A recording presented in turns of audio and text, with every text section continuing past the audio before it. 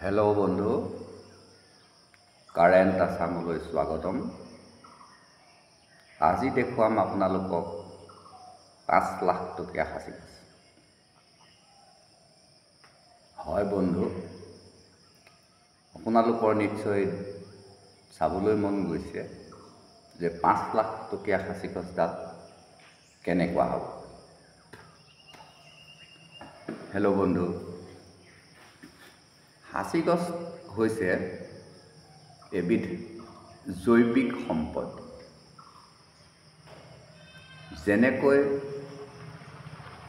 আপোনাৰ অজৈৱিক সম্পদ হ'ল সোণ, ৰূপ, তাম ইত্যাদি ইত্যাদি। এতিয়া আপুনি চাওক, সোণ জানো সকলো জেগাতে পোৱা যাব? নাপায়। কয়লা বা খাৰুৱা তেল জানো সকলো জেগাতে পোৱা যাব? নাযায়। আপুনি যিমানেই কষ্ট নকৰক, আপোনাৰ মাটিত আপুনি যিমানেই খানক, আপুনি সোণ কেতিয়াও নাপায়। ঠিক তেনেকৈ আজি মালয়েছিয়াতে হওক, কুৱেইটতে হওক বা আৰবতে হওক সাঁচি খেতি কৰিব পাৰিব, কিন্তু যিটো ব্লেক ডায়মণ্ড, ক'লা হীৰা সাঁচি গছত উৎপন্ন হয়, সেইটো কেৱল মাত্ৰ অসমত আৰু অসমৰ কেইখনমান জিলাতহে উপলব্ধ। একেবাৰে সঁচা কথা যে আমি জোৰ কৰি এই প্ৰাকৃতিক জৈৱিক সম্পদবিধ সৃষ্টি কৰিব নোৱাৰোঁ। আমি লাখ লাখ টকাৰ আনে পোৱা দেখি আমি সাঁচি গছৰ খেতি কৰিব পাৰিম। আমি সাঁচি গছৰ পৰা টকাও লাভ কৰিব পাৰিম, বিভিন্ন কৌশল অৱলম্বন কৰি আমি টকাও পাব পাৰিম। কিন্তু গছডালত সকলো জেগাৰ গছতেই ইমান টকা সঁচাকৈ পোৱা নাযায়। আজি পশ্চিমবংগত সাঁচি খেতি কৰিছে, আজি বাংলাদেশতো হাজাৰ হাজাৰ বিঘা মাটিত সাঁচি খেতি কৰিছে। কিন্তু এই ব্লেক ডায়মণ্ড মানে আগৰ সৃষ্টি নহয়। একেবাৰে সঁচা কথা, আগৰ সৃষ্টি কৰিবলৈ হ'লে চবতকৈ বেছি আছে নামতি, তিতাবৰ, গোলাঘাট ইত্যাদি ইত্যাদি। এই এৰিয়াটোত ব্ৰহ্মপুত্ৰৰ উপত্যকাত এই বস্তুটো বৰ সুন্দৰকৈ হয়।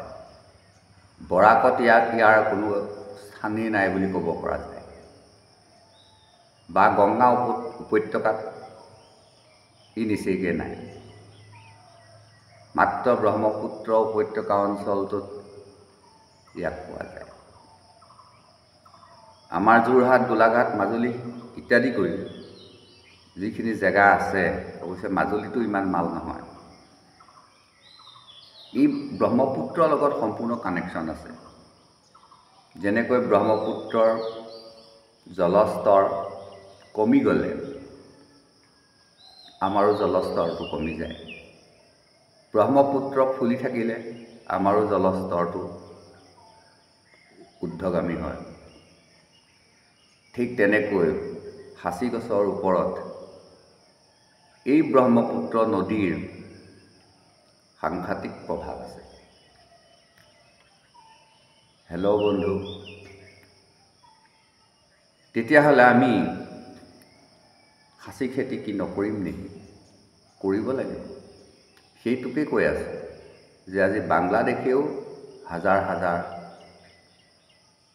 বিঘাত সাঁচি খেতি কৰিছে।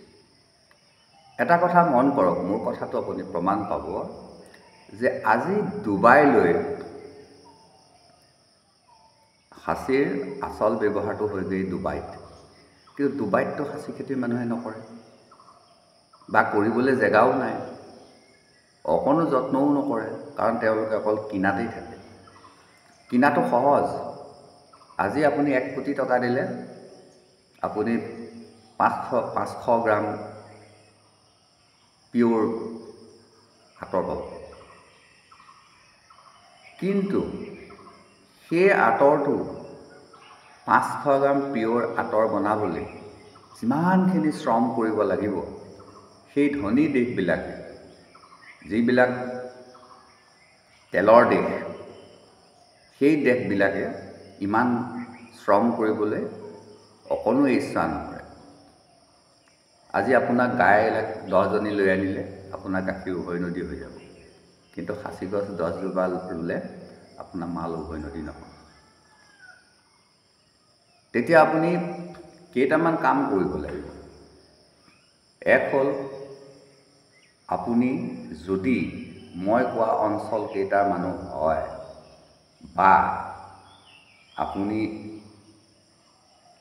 এই অঞ্চলত আপোনাৰ কোনো মাটি সম্পত্তি আছে, তেতিয়াহ'লেহে আপুনি খাচী খেতিত ইমান টকা লাভ কৰিব পাৰিব। আজি তিতাবৰ বা গোলাঘাটৰ মানুহে খাচী গছত ইমানেই টকা লয়, এডাল খাচী গছত 5 লাখ টকা বা 3ডাল খাচী গছত 20 লাখ টকা বা 4-5ডাল গছ বিকি এটা RCC ঘৰ আৰম্ভ কৰিছে, আৰু কেইডালমান গছ বিকি এটা RCC ঘৰ অৰ্থাৎ 60 লাখ টকা অকল খাচী গছ বিকি বনাইছে। যেনেকৈ আজি দুলীয়াজানত যিমান তেল আছে, দুলীয়াজানৰ মানুহে যিমান সুন্দৰকৈ চলিব পাৰিছে, আমাৰ এই খাচী গছৰ খেতি কৰা সেই স্থলগিৰিসকলে প্ৰচুৰ টকা লৈছে। মুঠি মাৰিব পৰা গছডালতো আপুনি 2000 টকা পাব, হাতেৰে মুঠি মাৰিব পৰা গছডালতো 2000 টকা পাব। গতিকে আজি এই ভিডিঅ'টোৰ দ্বাৰা মই এই কথাটোকে ক'ব বিচাৰিছোঁ, যিখিনি অঞ্চলত প্ৰচুৰ খাচী গছ আছে, প্ৰচুৰ দাম আছে, সেই মানুহখিনিয়ে কিন্তু খাচী গছক অৱহেলা কৰিছে। আপুনি এনেকুৱা কিছুমান গাঁও আছে যে হাবিত ইমানেই খাচী গছ নিজে নিজে গজি আছে, তাৰ কিছুমান খাচী গছ, খাচী পুলি আচলতে কাটি দিব লাগে। ইটোতে সিটো লাগে, সিটোতে সিটো লাগে, ফুটুকা জাৰ্মানী গছ গজালি গজি আছে। সেই ব্যক্তিসকলক কৈছোঁ, আপোনালোকে আদৰ কৰক, অপ্ৰয়োজনীয় খাচী গছ কিছুমান কাটি মুকলাই দিয়ক, আৰু যিসকলৰ খাচী গছ যধে মধে বাৰীখনত আছে, সেইখিনি আঁতৰাই আপোনালোকে ধাপে ধাপে ৰুব। খাচী খেতিটো বহুত মানুহে বাগানত কৰিছে। আপোনালোকে বাগানত গ'লে দেখিবলৈ পাব অমিতা পিঠিয়া খাচী, যিটোৰ নাম হয়তো আপোনালোকে শুনা নাই। অমিতা পিঠিয়া খাচীটো মই এতিয়াহে দেখি আছোঁ, বেছিকৈ দেখিছোঁ। কেলৈ মই কৈছোঁ, আজি কেইদিনমানৰ আগত মই এখন বাগানলৈ গৈছিলোঁ। সেই খাচী বাগানখনত তেখেতে 100জোপা গছ বিকে। সেই 100জোপা গছৰ কাৰণে মই যিজন মানুহ লৈ গৈছিলোঁ, সেই মানুহজনে গোটেই গছখিনি চালে, চাই চিতি তেখেতে ক'লে যে তেখেতৰ যিবিলাক গছ আছে সৰহখিনি অমিতা পিঠিয়া খাচী। অমিতা পিঠিয়া খাচী আপোনালোকে বাগান অঞ্চলতহে দেখিবলৈ পাব, অকল বাগানতে দেখিবলৈ পাব। এনেই মানুহৰ ঘৰত সেই খাচী গছটো নহয়। কিয়? অমিতা পিঠিয়া খাচী গছৰ যিটো ছালটো মাছৰ বাকলিৰ দৰে ফাটি ফাটি থাকে। এটা এটা এটাকৈ চকল চকল আপুনি এৰাই আনিব পাৰিব, আৰু তাত মাল অত্যন্ত কম। কাৰণ সেই গছজোপা কিয় তেনেকুৱা হৈছে? বাগান এৰিয়াত যে তেনেকুৱা গছ হয়, মানুহৰ ঘৰত তেনেকুৱা গছ নহয় কিয়? সেই বাগানৰ গছজোপাই প্ৰচুৰ যুদ্ধ কৰিবলগীয়া হৈছে, সংগ্ৰাম কৰিবলগীয়া হৈছে জীয়াই থাকিবলৈ। কাৰণ বাগানত কীটনাশক ঔষধ দিয়া হয়।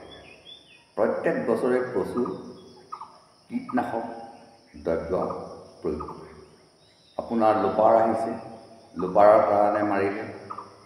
আপোনাৰ চাহী আহিছে, চাহীৰ কাৰণে মাৰিছে, মানে বাগানত। বা আপোনাৰ বিভিন্ন মহ আহিছে, মহৰ কাৰণে মাৰিছে। এই যে কীটনাশকবিলাক মাৰিছে, সেইবিলাক সাঁচি গছৰ কাৰণে প্ৰচুৰ ক্ষতিকাৰক। ফলত কি হৈছে, সাঁচি গছজোপাই নিজকে ৰক্ষা কৰিবৰ কাৰণে সংগ্ৰাম কৰিবলগীয়া হৈছে। আৰু ফলস্বৰূপে কি হৈছে, স্কিন ডিজিজ, সেই সাঁচি গছবিলাকৰ স্কিন ডিজিজ আহিছে। ফলত কি হৈছে, সাঁচি গছজোপাই মালটো মানে আগৰটো সঞ্চিত কৰিব পৰা, মানে কি ফাংগাছটো ধ্বংস হৈ গৈছে। সাঁচি গছত যিটো ফাংগাছ সৃষ্টি হয়, সেই ফাংগাছটো ধ্বংসপ্ৰাপ্ত হৈছে। ফলত সেই গছকেইজোপাই কোনো কাৰণত আপোনাক মাল নিদিয়ে, মানে আগৰ নিদিয়ে। এতিয়া চাওক, সেই মানুহজনে গোটেই গছখিনি চাই ক'লে যে এখেতৰ 100জোপা গছত 3 লাখতকৈ দিব পৰা নাযাব। মানে গছখিনিৰ মানদণ্ড একেবাৰেই বেয়া। পোক আছে, কিন্তু পোকখিনি মিচিও নাই। মানে পোকখিনি সোমাই গছজোপা খায়, কিন্তু আকৌ ওলাই যায়। গছজোপা পোকে খায়, কিন্তু পোকটো ওলাই গুচি যায়। আচলতে ওলাই গুচি নাযায়, পোকটো মৰি যায়। মানুহজনে কৈছে যে পোকটো ওলাই গুচি যায়। তাৰমানে আধা খোৱা হওঁতেই অলপ খাই পোকটো ওলাই যায়। কাৰণ তাত পখিলাই কণী পাৰিছিলে, পোকৰ জন্ম হৈছিলে, পোকটো সোমাইছিলে, পোকে খাইছিলেও, লাগ পেলাইছিলেও। তেনেকুৱাতে মাৰি দিলে ধৰক লোপাৰৰ দৰৱ। বাগানখনততো গুৰুত্ব বেছি লোপাৰে হৈছে, লোপাৰবিলাকে পাতবিলাক খাই পেলাই সাঁচিত চাহৰ। সেইকাৰণে দৰৱ মাৰি দিলে, ফলত কি হ'ল, পোকটো মৰি থাকিল। গতিকে তাত আপোনাৰ মাল নহয় আৰু, কাৰণ পোকটোৱে খাইছিলেহে। তাৰ যিটো জীৱন পৰিক্ৰমা শেষ হ'ব লাগিব। তাৰ জীৱন পৰিক্ৰমাটো শেষ নহওঁতেই যেতিয়া সি মৰি গ'ল, সেইটো এটা মাত্ৰ আপুনি গতালিৰে খুলি দিয়া নিচিনা গাঁতহে হ'ল। উদাহৰণস্বৰূপে, যেতিয়া এটা এৰী পলু যেতিয়া বা মুগা পোহে, সেই মুগাটোৰ কেইটামান জীৱন পৰিক্ৰমা আছে। প্ৰথমে সিহঁতি হালধীয়া হৈ থাকিলে, তাৰপাছত সিহঁতি বগা পৰিলে, প্ৰত্যেকবাৰতে সিহঁতি মুঠ সলালে, এনেকৈ গৈ গৈ সিহঁতি মাইকী ওলালে। মাইকী ওলোৱাৰ পিছত সিহঁতি বাঁহ বন্ধাৰ আগত জলম কাটে। নিশ্চয় পোহা মানুহখিনিয়ে বুজি পাব জলমটো কি। তাৰ মুখেদি ওলোৱা কিছুমান পানী, ইমানেই পানী ওলাব, ইমানেই জলম ওলাব, গোটেই পলুটো পাতল হৈ যাব। এটা এৰী পলুত যদি 40 গ্ৰাম থাকে, সি কিন্তু জলম কটাৰ পিছত 10 গ্ৰামলৈ গুচি আহিব, 30 গ্ৰাম জলম হৈ ওলাই গুচি আহিব। সেইদৰে সাঁচি গছৰ পলুটোৱে যেতিয়া জলম কাটিব, সেই জলমখিনিতহে ফাংগাছটো উৎপন্ন হ'ব। আৰু সেই জলমটোৱে যেতিয়া গাঁতটো ফুল হৈ আহিব, ই খোৱা গাঁতটো ফুল হৈ আহিব, তেতিয়া সেই গছজোপাই পানী কাটিব। যেতিয়া গছজোপাই পানী কাটিব, সৰু সৰুকৈ চকু পানীৰ দৰে পানী কাটিব,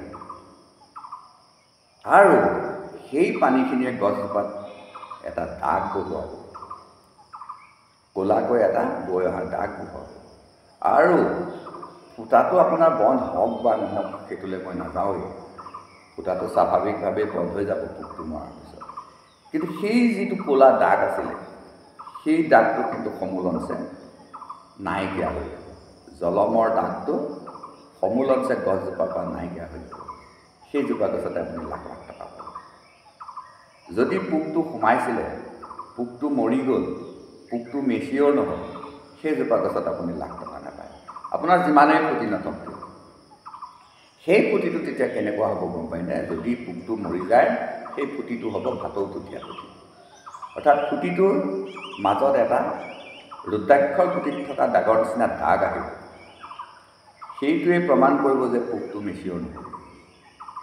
তেতিয়া সেইজোপা গছত আপুনি ফুটি থকা নাপায়। বহুত জেগাত আপুনি সেই তেনেকুৱা ফুটিয়ে পাব। মানে আমাৰ য'ত উভৈ নদী হৈ সাঁচি গছ আছে, তাতো যেতিয়া সেই ফুটিটো পাব, সেই ফুটিটো পোৱাৰ লগে লগে তাৰ দামটো কমি যাব। কেনেকৈ কমি যাব? সেইটো কাটি দিলে ৰঙা ওলাব। ঘূপ মাৰি যেতিয়া সেই ফুটিটো চাব, তাৰ কালাৰটো ৰঙা আহিব। ৰঙা অহা মানে আপুনি বুজিব লাগিব যে সেই গছজোপা হেভি গছ নহয়। এতিয়া আকৌ সেই মানুহজনৰ কথা, সেই মানুহজনকে মোৰ ঘৰলৈ লৈ আহি মোৰ কাষতে এজোপা গছ আছে, মোৰ নিজৰ গছ নহয়, আপোনাক বেছিকৈ লাভ নাই। সেই গছজোপা মই দেখুৱালোঁ যে এই গছজোপা চাওক। মানুহজনে একেবাৰে ওচৰত যোৱা নাই, অকণমান 1 নলমান আঁতৰৰ পৰা চাইছে। তেতিয়া মই মানুহজনক কৈছোঁ যে চাওক, এইজোপাত আপুনি যিবিলাক মাল দেখি আছে, এই একেটা অৱস্থাই আপোনাৰ ডালতো আছে। আপোনাৰ ডালৰ পৰাই একেবাৰে গুৰিলৈকে ই মাল সঞ্চয় কৰিছে, আৰু গছজোপা 40 বছৰৰ ওপৰত হৈ গৈছে। তেতিয়া মানুহজনে ক'লে যে আপোনাক এইজোপা গছত কিমান লাগে? মই ক'লোঁ যে মোক আপোনাক একদম কেছ, আপুনি 5 লাখ দিলে কাটিব পাৰিব। তেতিয়া মানুহজনে ক'লে, আপোনাৰ গছডাল কাটিম, আপুনি যেতিয়াই কয় তেতিয়াই কাটিম, কিন্তু 5 লাখতকৈ অলপ কম দিম। 5 লাখেই দিম, বা হয়তো 5 লাখতকৈ ওপৰতো যাব পাৰে, কিন্তু আপুনি তেতিয়া এবছৰ ৰ'ব লাগিব। কাৰণ আপোনাৰ গছজোপা আৰু কিছুমান বাকী আছে, মানে আপোনাৰ গছজোপা খায়েই থাকে, প্ৰত্যেক বছৰেই খাই থাকে, প্ৰত্যেক বছৰেই খাই থাকে। গতিকে নতুন নতুন পোক লাগি থাকে। গতিকে এতিয়া আপোনাৰ যি 20-25টামান নতুন দাগ আছে, এই দাগকেইটাও যদি বন্ধ হৈ যায়, তেতিয়াহ'লে আপুনি গছডালত 5 লাখৰ ওপৰ পাব, মই দিম।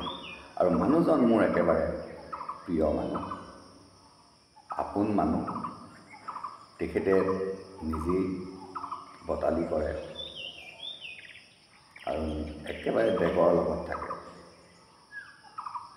গতিকে বন্ধু, আপুনি চাওক, মোৰ গছজোপা আছে নিজৰ মানে মানুহ থকা বাৰী। গতিকে আপুনি 100 জোপা ৰুব নে এনেকুৱা 10 জোপা ৰুব? আপুনি 100 জোপা গছ ৰুই কষ্ট কৰি একো লাভ নাই। আছে কৰক আপুনি, মই লাভ নাই বুলি এইকাৰণেই কৈছোঁ যে 100 জোপা গছ ৰুবলৈ যিমান মাটি লাগিব, তাতকৈ আপুনি সীমাত কৰক। 10 জোপাই আপোনাক সিমান টকা দিব। আপুনি 10জনী লোকেল গাই পুহি যিমান গাখীৰ পাব, কিমান আধা লিটাৰকৈ বা 1 লিটাৰকৈ 10জনী 10 লিটাৰ পাব। আপুনি এজনী ফিজিয়ান গৰু পোহকচোন, আপুনি 20 লিটাৰ গাখীৰ পাব। বা আপুনি এজনী গিৰ গাই পোহকচোন, 45 লিটাৰ গাখীৰ পাব। বা আপুনি এটা বড়ো ছাগলী পোহকচোন, আপুনি 3 মাহত এটা পোৱালি 30,000 বিকিব। কালি মই এটা বড়ো ছাগলীৰ কাৰণে কথা পাতিছোঁ, 20,000 লাগে, 6 মাহ হৈছে। 6 মাহৰ পোৱালিটোক 6 মাহত যদি এটা পোৱালিত 20,000 টকা পাই চাওকচোন। গতিকে আমি যি কামেই নকৰোঁ, আমি সপোনবিলাক ভাল দেখিব লাগিব। আপোনাৰ উদ্দেশ্যবোৰ, মোৰ উদ্দেশ্যবোৰ মহৎ হ'ব লাগিব, মহান হ'ব লাগিব। আমি দেখাক দেখি কৰিলে নহ'ব, আমি প্ৰত্যেকটো বস্তুৰ ওপৰত অধ্যয়ন কৰিব লাগিব। সাঁচি গছৰ ওপৰত আপুনি প্ৰচুৰ অধ্যয়ন কৰক। আপোনাৰ গছকেইজোপা আপুনি ৰুই বহি নাথাকিব, আপুনি গছকেইজোপা সদায় আপোনাৰ নজৰত ৰাখক। সাঁচি পুলিটো আপুনি সৰুৰ পৰাই নজৰত ৰাখক। মই কৈছোঁৱেই যে গুটি পচোৱাৰ পৰা আপুনি নজৰত ৰাখক। আপুনি বজাৰৰ পৰা গুটি পুলি কেইটামান কিনি আনি আপুনি ৰুই দিলে, আপুনি কেতিয়াও ভাল পুলি না, শতকৰা 5টা ভাল পুলি আহিব।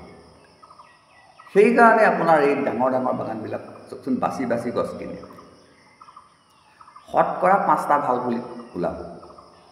আপোনাৰ 100 জোপা গছ ৰুলে তাত 5টামান ভাল পুলি ওলাব। সেই 5টা পুলি সহজতে বিক্ৰী হৈ যাব। তাৰপিছত তাত আপোনাৰ আকৌ 5% বি ক্লাছৰ পুলি আহিব, সেইকেইটাও বিক্ৰী হ'ব। শেষত গৈ যিখিনি পুলি থাকিবগৈ সমুদায় গোটেইখিনি বিক্ৰী দিব লাগিব।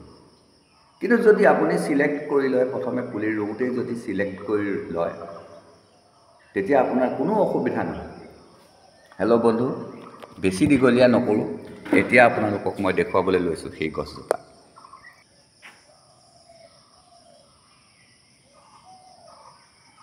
এইজোপা চাওক, সেই যে পাণ গছজোপা পাৰ হৈ আপুনি যিজোপা গছ দেখি আছে, মই ওপৰৰ অংশহে দেখুৱাই আছোঁ, সেইজোপা সেই কলপাতখিলাৰ দাঁতিয়েদি চাই পেলালে যিজোপা গছ দেখিছে সেইটো কিন্তু চাওক, আপোনালোকে ধৰিব পাৰিছে মই ওপৰৰ অংশটোহে দেখুৱাই আছোঁ। এই গছজোপাত আপোনাৰ 5 লাখ কি তাতকৈও ওপৰলৈ যোৱাৰ প্ৰচুৰ সম্ভাৱনা আছে। সেই গছজোপাৰ গুটি আপুনি যদি পচাই ৰোপণ কৰে অনিবাৰ্য। কিন্তু চাওক, সেইজোপা নি আপুনি বাগানৰ মাজত ৰুই থ'লে কিন্তু আপুনি একোৱেই নাপায়। সেইজোপা ৰুব লাগিব আপোনাৰ তুলসী পুলি ৰোৱাৰ দৰে ৰুব লাগিব। তুলসী পুলিক আপুনি যেনেকৈ সন্মান কৰি ৰুৱে, বেল গছক যেনেকৈ সন্মান কৰি ৰুৱে, আমলখি পুলি এটাক যেনেকৈ সন্মান কৰি ৰুৱে, সেই পুলিটোকো তেনেকৈ সসন্মানে আপুনি ৰোপণ কৰি তাক সেৱা কৰক। মানে মই সেৱা পৰিপৰি সেৱা কৰিবলৈ কোৱা নাই, উপযুক্ত খাদ্য সংৰক্ষণ আৰু এই কীটনাশক ঔষধৰ পৰা আঁতৰত ৰাখক। আপুনি 30 বছৰৰ ভিতৰত আপুনি সেই এজোপা গছতে আপুনি 5 লাখ বা 6 লাখ টকা পাব। এজোপা গছত 5 লাখ টকা হ'লে আপুনি 50 লাখ টকা পাব 10 জোপাত। হেল্ল' বন্ধু, যদি কোনোবাখিনি ভুল ভ্ৰান্তি হৈছে ক্ষমা কৰিব, প্ৰয়োজনীয়খিনি গ্ৰহণ কৰিব, অপ্ৰয়োজনীয়খিনি বাদ দিব। ইয়াকৈ কৈ আপোনালোকলৈ সশ্ৰদ্ধ প্ৰণাম জনাই আজিৰ ভিডিঅ'টো ইমানতে সমাপ্ত কৰিছোঁ। ধন্যবাদ।